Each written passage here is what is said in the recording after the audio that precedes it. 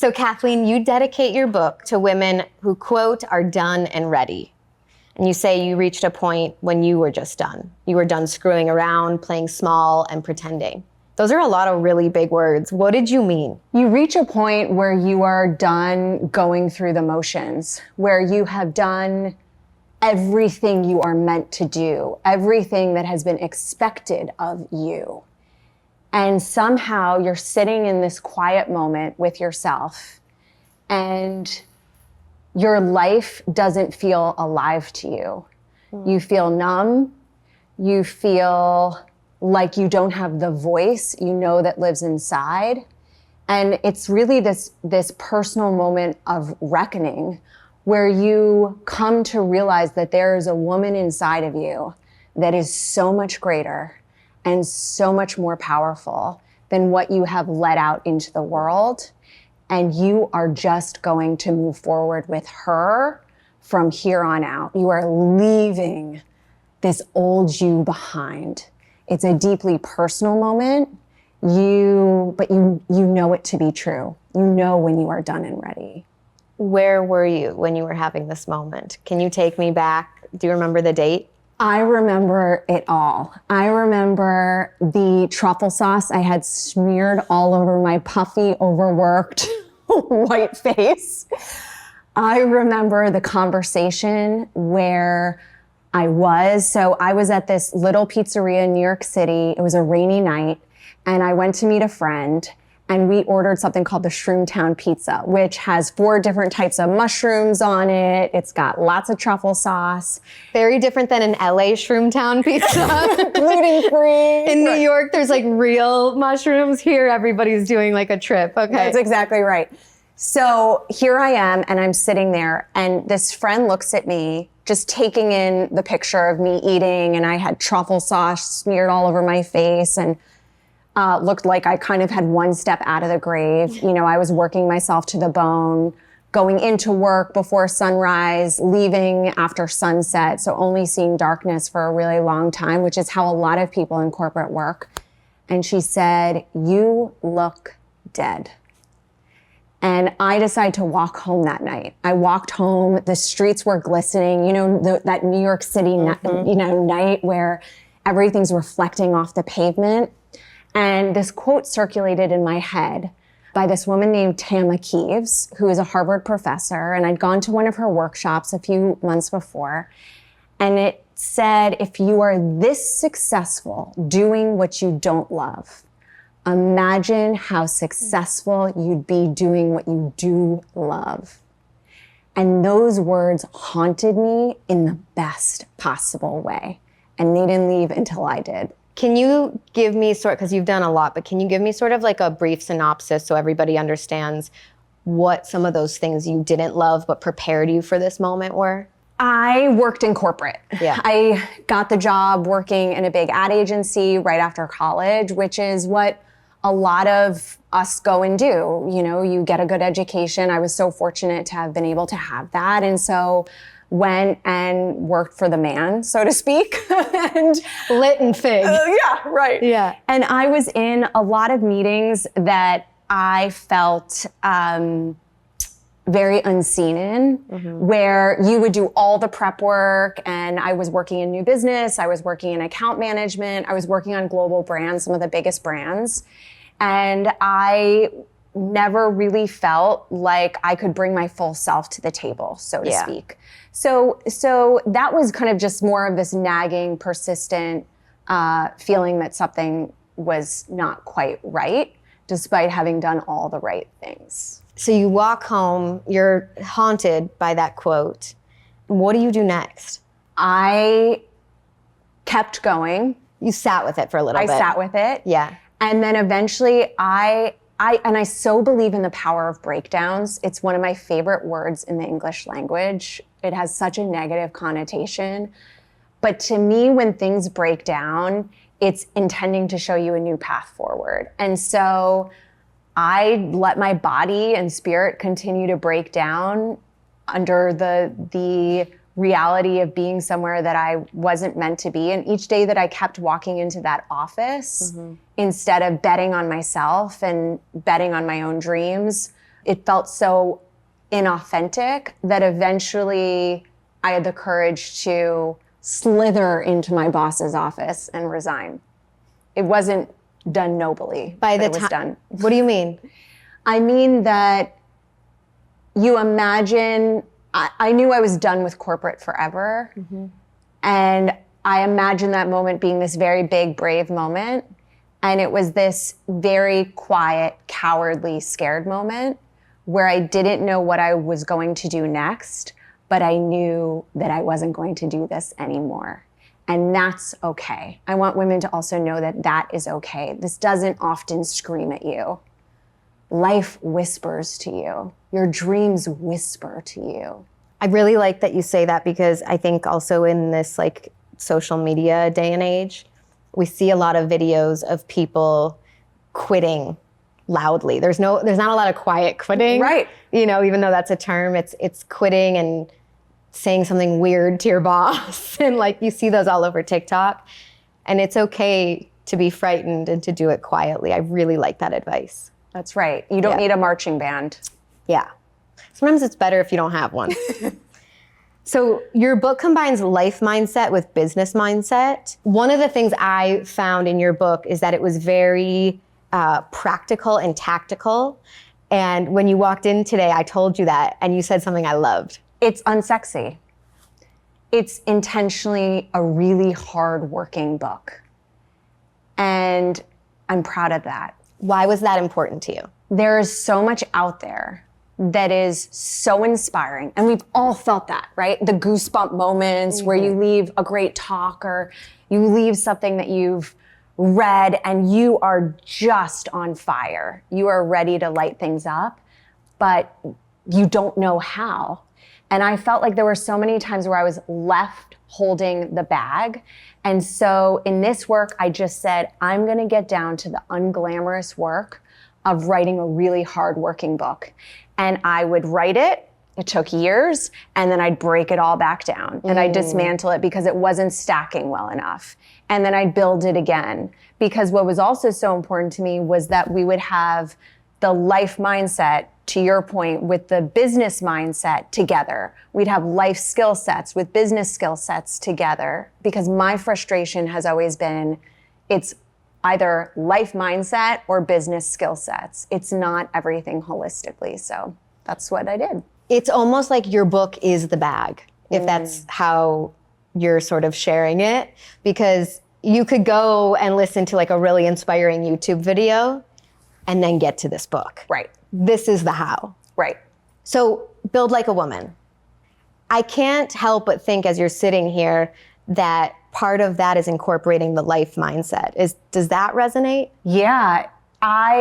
Sometimes I think that I built this for myself. It was a very elaborate scheme to also keep myself motivated and going, because this work is, as you know, incredibly challenging, and you need to find a way to manage your mind to really go the distance. And so I have found in my personal experience, and I've been so fortunate to train with incredible performance coaches and business coaches and wealth coaches, it was always that work that paid the highest dividends in my business. That became the X factor, because when you're able to then go into rooms with a certain mindset and you're really grounded, you become unstoppable.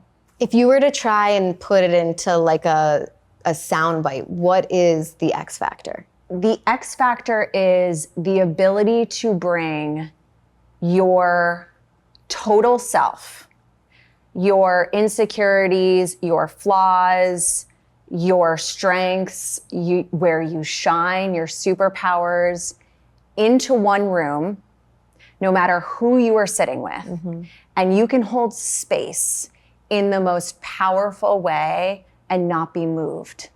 No matter if they take a different position, no matter if they're picking you apart, you are fully and completely, totally you. That's what it means to me. I'm not there yet, as I hear you say that. But have you felt that feeling before? Yes, but I recently felt the opposite. And I was so mad at myself. I called one of my girlfriends and I was like, I felt like I was over this. I felt like I had done the work to be unmoved, as you say. And I was moved. Here's the thing. It never ends. Really? It's never Don't a one tell and me done. that. It's not. Your baseline grows stronger Yeah. over time the more you practice it. And that's what I love that we've got that as part of the book. But it is truly something that you need to prime yourself for when you know you're also going into the hot seat. Yeah, it was a hot seat.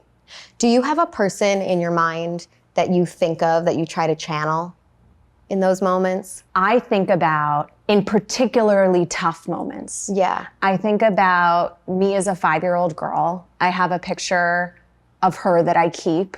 She was so innocent and so strong. And I think about grandmothers and aunties and just all the women who've come before us, who've paved this way so that we can do what we do. And let me just say, when you call on them, it is the closest thing to a religious experience as you can have, because that they do surge through you. You do feel them walk into the room with you. Yes. There's this great clip with Maya Angelou, and she says, bring everyone with you. And she also says, I come as one, but I stand as 10,000. I love that. Maya, True, though she has Chef's so much kiss. wisdom. beyond. Yeah. Do you find that there's any things in your life that detract from bringing that unmoved, strong, powerful person in? I personally find lack of sleep kind of just makes me deteriorate. The greatest contributor to being in, and I call it an amplified state. Okay. It's a state of amplification. So you're almost radiating. Imagine a radiator all the way turned up, or imagine lights all the way on up. That's kind of the state you're in. And people feel it, right? Kids and babies pay attention to you. People stare at you when you're in this state.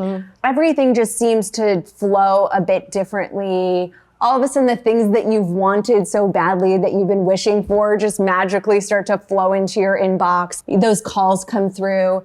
It's more of a state than anything else. And the priming that I do is called the 60-minute prime every single morning. So it's meditation, some form of mindfulness. It's movement. So moving my body, it can be really small. It doesn't mean a HIIT workout.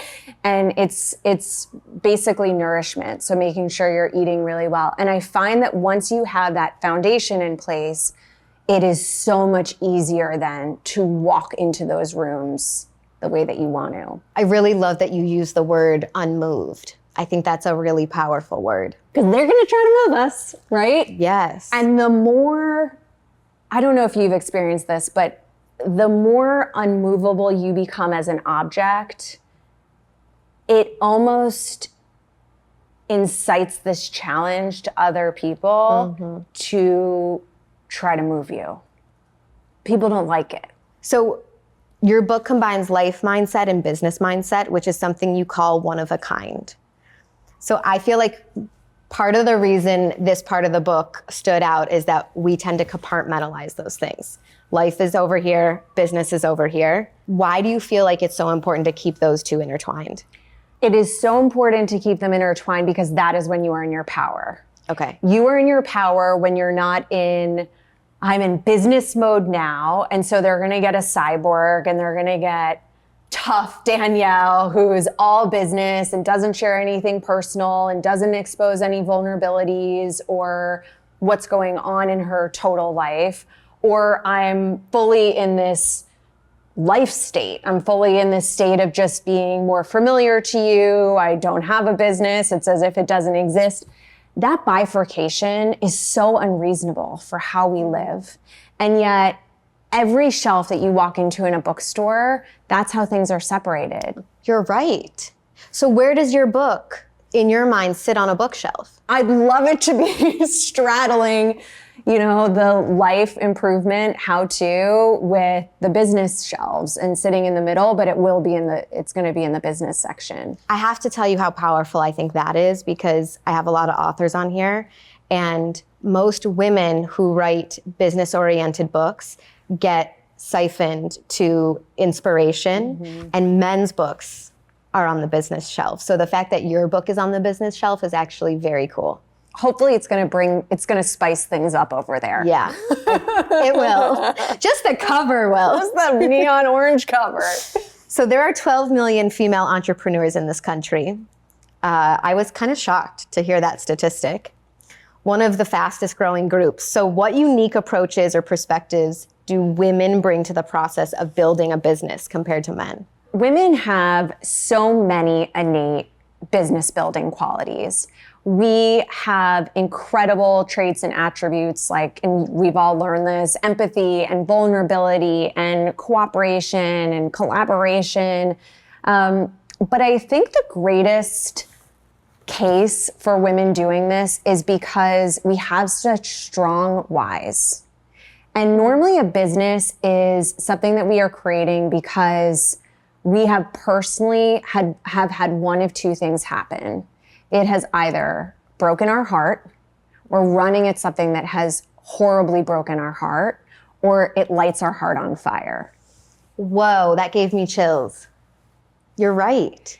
And so when you are creating from that place, you have such power in creation because it is born from such an authentic place. It is not...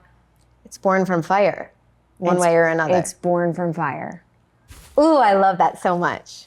What headwinds do you think female-specific entrepreneurs are facing? There are so many headwinds, too many to list. The main categories that I think about are familial. So we all know that families treat genders differently. It's just the reality. Parents Google, is my son a genius, twice as often as they Google, is my daughter a genius. Wait, really? Yeah, true fact. You've got... Oh, I hate that. I know. You've got societal, so what's happening, in society at large, all the ways that we're seeing women get shut out of corporate boardrooms and all of these other places. And then there's the cultural aspect. And I think that this is a really endemic area because it's so ingrained. It's so ingrained for us to feel like we're not capable or ready yet. And so we're more reluctant to make the leap. And so we just have to be aware. Did you feel that? Absolutely. So I just think to me, it feels shocking to hear you say that because take a look at your resume. It puts almost anyone's to shame. How did you not feel ready? I've doubted my own ability secretly for a very long time, since I was a little girl, really. I felt horribly insecure in being a right-brained person. And the business world is so left-brained. Everything is data and analytics, and can you support it? And what's your quantitative substantiation? And so much of how my brain operates is on instinct, it's on passion, it's based on mission. I'm much more similar to an artist than anything else. And so feeling like I really had a right to go after the business space was something that I needed to grow into, that took time to grow into. But here's what I will say.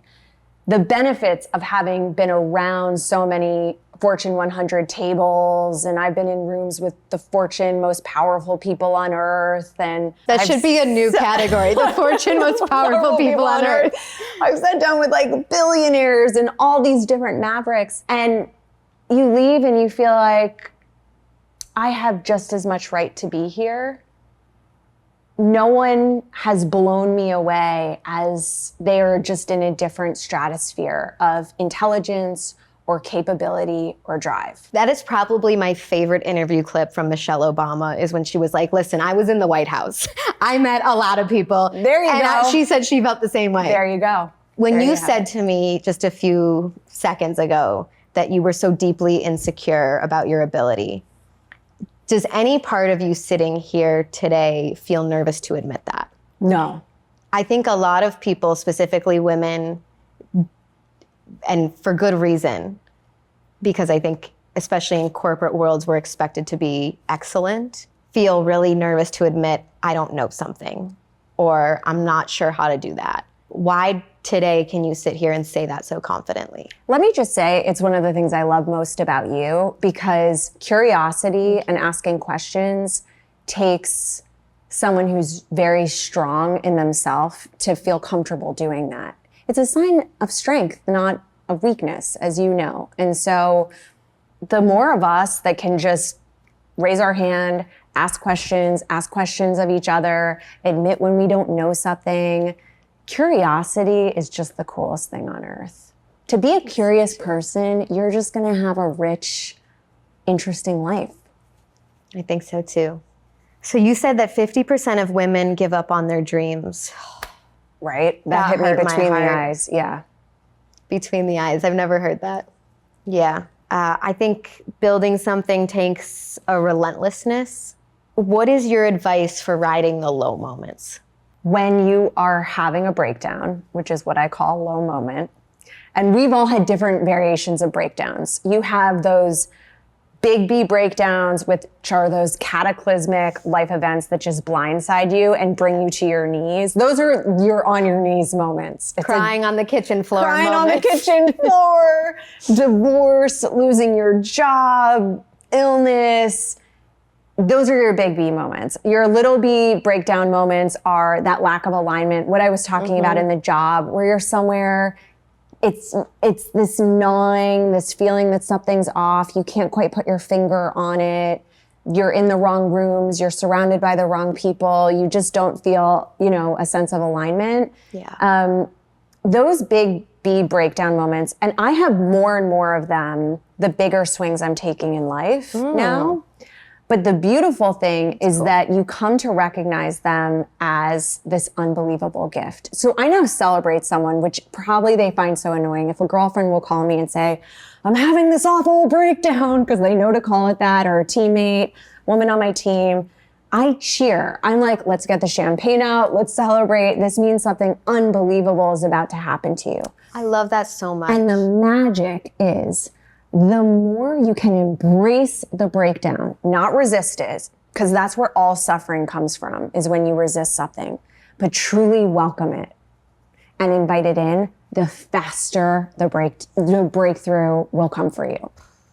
So it's this very interesting, you gotta let yourself break down. You gotta let the whole situation break down. You gotta let your life fall on the floor. You gotta look at the broken pieces on the floor and not try to pick them up and just say, okay, there's something here that is going to get put back together in this beautiful mosaic, in this beautiful way.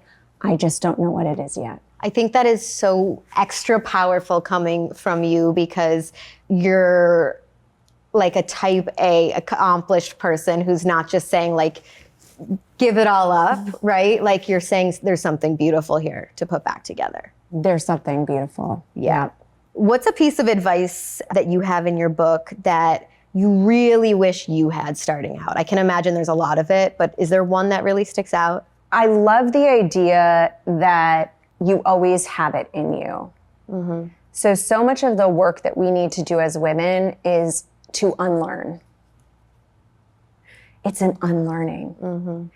And so much of what is shared here isn't even revelatory in some places. It's just giving permission to unlearn, to let things get messy, and to then use that as a place to build from.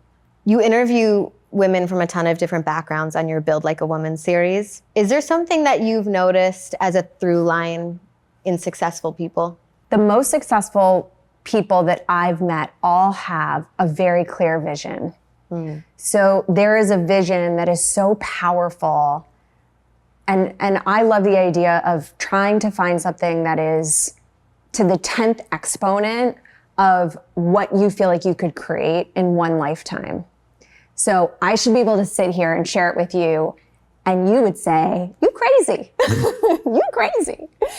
It should sound delusionally crazy. Like, embrace the crazy is my whole philosophy around visioning. And I think that's really the most important place to start. And it's the common denominator with the most successful women is they all have a vision that they will not deviate from come hell or high water, no matter who says what.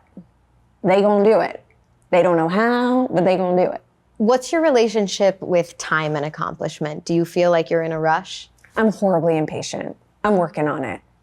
I think that things should happen like this, and you imagine it, and then it should be out in the world. And some periods that have been most uncomfortable for me have been those periods of waiting, where you are planting seeds, where you are writing a book, where you are developing a television show, where you are working on a big project that is this quiet project that you can't talk about or share with the world. And it takes a really long time to do something meaningful that truly has purpose. Takes a really long time. Things take a lot longer than you expect. And I think a lot of people do check out mile 22. Like, they are so close. They are so, so close. And so many people, I think, give up because they don't realize how long things take to go to the distance. It's hard to recognize the moment when you're supposed to hang it up. That is the hardest thing in the world. Yeah. The hardest thing in the world is that in between where you have started a project, something that's been on your heart. It's not in the real world yet. It's in this very fragile incubation state. Yeah. No one else has seen it. No one else has really responded to it. You're pouring time, money, attention into this thing, and you have no idea whether you're delusionally crazy or whether it's actually going to take flight. That is the hardest, most uncomfortable time in the world. And I've had a lot of it. Do you have it right now? No, right now we're living out loud. Things are in the world. Things are feeling good. But I've had many years of that. You call yourself one of the most fearful people on earth, and at the same time, one of the most fearless. So I feel like we all have this idea that you're either in one camp or the other. Why are you both? How are you both, I guess? I really want us all to embrace the dichotomies more, because every coin has the equal and opposite thing on the other side, right? So if you're a fearless person, chances are you also have a lot of fear that lives inside. And it's true. I mean, we talk about fear a lot, we all do, but it's a subject that never gets old for me. It really doesn't, because I'm kind of peeing my pants like at least a couple times a month, you know, with what I'm doing. Like, I'm scared a lot. I'm scared a lot. And you're also taking big swings. Yeah. And any one of them could, in my mind, still knock me out for the count. Like, I still live with that kind of, and it's not true, but that's what I think sometimes. You know, it's interesting, hearing you say this makes me think of, was at a friend's wedding a few months ago, and we were at the rehearsal dinner, and I was talking to an old friend at the bar, and he had started a new company, and he was like, I just had a kid, I have a wife, like I'm building a family, we have a house, and I am scared out of my mind every day. And I said, thank you for sharing that with me, because so rarely do I hear men say, I'm scared out of my mind. We hear it from women more so. And I guess maybe that is what it means in some ways to build like a woman, is to be both of those things and vocalize it proudly. I love that. And my hope with this work, if it could do anything, it would be that we take up a bit more space in the world, and we also support each other as we mess up, because perfectionism is so at odds with this work. Like, we're gonna take swings, we're gonna be wrong, we're gonna mess up, we're gonna face plant. It is not, you're not gonna have this perfect batting average that Here I'm using sports analogies. I don't even like sports, but well, I'm glad you use faceplant because I actually, if you're comfortable, I'd love for you to share one of the capital B breakdowns or faceplants that you write about in the book. Yeah. So you call it demolition, and you describe your life as shattered suddenly. Was engaged to be married this time. It's happened more than once, but on this particular time. And I was madly in love. And 3 weeks before my storybook wedding, I had the long lace train. I had the beautiful satin dress. It was all the things that you dream about when you're a little girl. And I found out, or more like via forced interrogation, that my partner at the time was, let's just say, doing things that sent me into an Alice in Wonderland spiral. Cheating would be an understatement. And it wasn't so much that, honestly, it was that I hadn't seen it coming. So I was so blindsided. Talk about big B breakdown. I was completely brought to my knees because I felt like I couldn't trust myself anymore, that I couldn't read the situation for what it was. And so we broke up. And I took my mom on my honeymoon to Africa. I love this part. As one does. The rose petals are strewn on the bed. It says, my new last name that wasn't my last name. It's so Sex in the City. It was everything. And I remember just hearing these lions call to each other in the middle of the night. And one night I just roared back with all my might. And I realized it was this part of me. I had become this faded, muted version of myself in that relationship, as I think can so often happen. It was not his fault. That was me. I let myself slip away. And I had traded that for this vibrant Technicolor version of myself, which is who I am. And so I came back from that trip, and that was my real breakthrough. The breakthrough was, I'm never going to live like this again. I'm going to start my own business. I'm going to have my own money. I am going to be able to call the shots in my own life. And I will be able to easily leave someone or something that does not serve me. Part of that is financial. I know that a huge part of your mission with Build Like a Woman is for women to have financial independence. I have, in a different situation, been there. I didn't take my mom to a honeymoon in Africa. That's epic. But I was with a boyfriend and we broke up and I had to find an apartment and I was like, how the hell am I going to afford my apartment? And I said, never again will I be in this position. Was the big B breakdown sort of like the fire that catalyzed that part of your mission? Yes. I was able to see with a lot of clarity that men in my world were the ones holding power because power was equated with money. And so they then in turn were able to call the shots.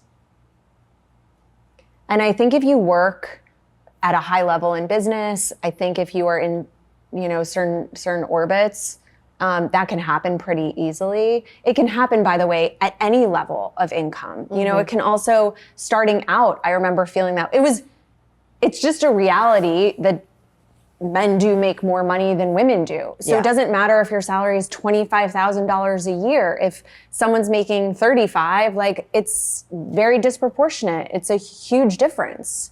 And they're able to do things that you're not able to do. And there does become this power imbalance in the relationship. Yeah. So I knew I never wanted that to happen again. So you say on page 128, this is the only thing where I paged it out because I loved it. You said, where the mind goes, money flows.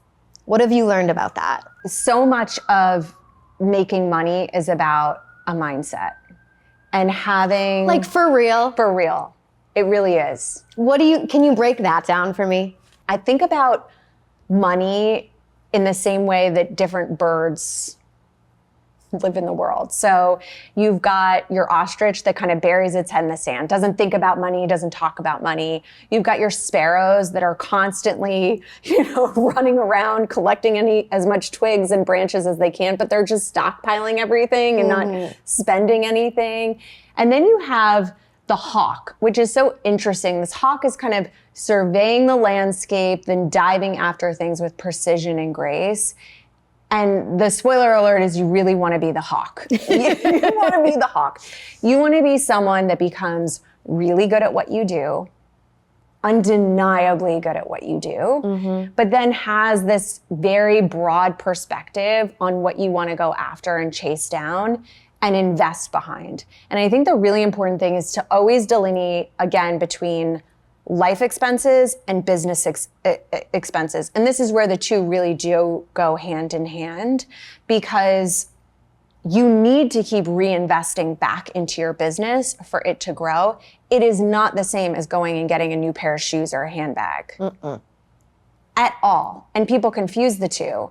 And inversely, you can end up pouring all this money back into your personal life and not spending much on your business. So it really becomes much more of this organic, money is movement. And you've got to just follow the flow. You've got to make sure that you keep channeling it back into your business and that you're making really good decisions in your personal life that don't take away from it. There's a lot more articulately said in the book about that. I think you said that really well. Okay.